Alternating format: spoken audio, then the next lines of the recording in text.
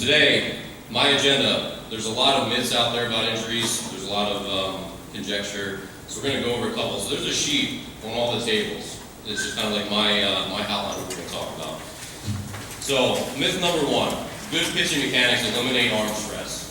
There's a lot of people who think that when you have great mechanics that you're immune to an injury. That's just simply not true. There's an expert in town, Mike Torrey at Illinois State, and he and I had a conversation. He said, you know, every pitcher has a unique amount of stress that both they can handle and that they produce. He said, we as researchers try to figure out how much stress they have, and we try to track.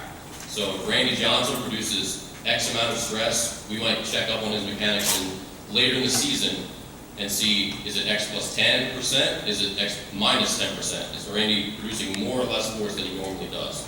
So every pitcher produces a significant amount of stress, enough to blow out your UCL and your elbow, enough to really mess up your shoulder, on pretty much every pitch. But the strength of your muscles, the quality of your mechanics, those just help to reduce your risk, but they never eliminate it. So no pitcher you'll ever train is immune from injuries. And I know that was a big discussion with Matt Harvey recently in baseball, about how immaculate his mechanics were, but he still got hurt. Arm injury rates are on the rise. This is true and false depending on the injury. Tommy John surgeries are on the rise, and that's in part because probably shoulder injuries are more preventable than ever. So we can directly train the shoulder, we can strengthen it, we can avoid a labrum. If we have a labrum injury, we can usually rehab and get that pitcher back on the field. However, because we're making the shoulder so strong and injury resistant, it seems like more of that force is getting put on the elbow, which is just a passive structure. We can't strengthen the ulnar collateral ligament, but all the muscles in the forearms and our mechanics, those help to attenuate the stress in our elbow. So what we're seeing is labrum surgeries, rotator cuff surgeries are falling because we can directly prevent those injuries. Elbow injuries are not falling, they're increasing. It's sort of an epidemic out there. Myth number three, arm injury is usually one big pop. Really the analogy that's being used is that it's like a rope. So if you have a big twine rope, little strands start to snap once, over time, and that's usually because of fatigue and overuse. So every time a pitcher goes out there at his 100th pitch, and his mechanics start to break down, his muscles, the muscles that protect his ligaments and his connective tissues, they start to get fatigued. They do allow more stress to get transmitted to those sort of passive structures. So when your pitchers pitch with under fatigue, the muscles that protect the ligaments and the labrum and the tendons, they can't protect them as much as they normally do.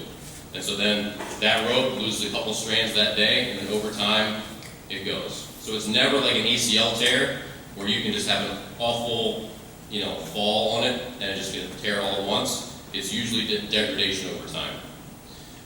Number four, surgery recovery rates are fantastic. Only 4 out of every 5 major leaguers makes it back to the majors in Tommy John.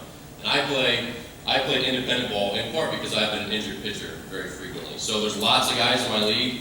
For every pitcher like me who's doing well after 2 surgeries, there's dozens of guys who have dropped off in velocity, who they just don't pitch the same way as they do, and they find themselves in independent ball, or they find themselves out of baseball altogether. If you're a 90-mile-per-hour pitcher and you come back at 88, you can't pitch the same way you used to, and you probably don't have a job at the same level that you used to. So Tommy John surgery is not a guarantee, and for labrum and shoulder and rotator cuff surgeries, it's even worse. If you have a labrum tear, your career is probably over. If you have a rotator cuff tear, your career is probably over. That's certainly not always the case, but it's very, very difficult, even for surgeons, to repair those structures. But the shoulder, with all this flexibility that's so crucial to producing pitching velocity, when they anchor the labrum back in, when they suture the rotator cuff back together, you lose that natural flexibility. So surgeons are very unsure of exactly how tight to make that shoulder, because you need a certain balance of that incredible flexibility that you see, and then the tightness to keep the joint intact.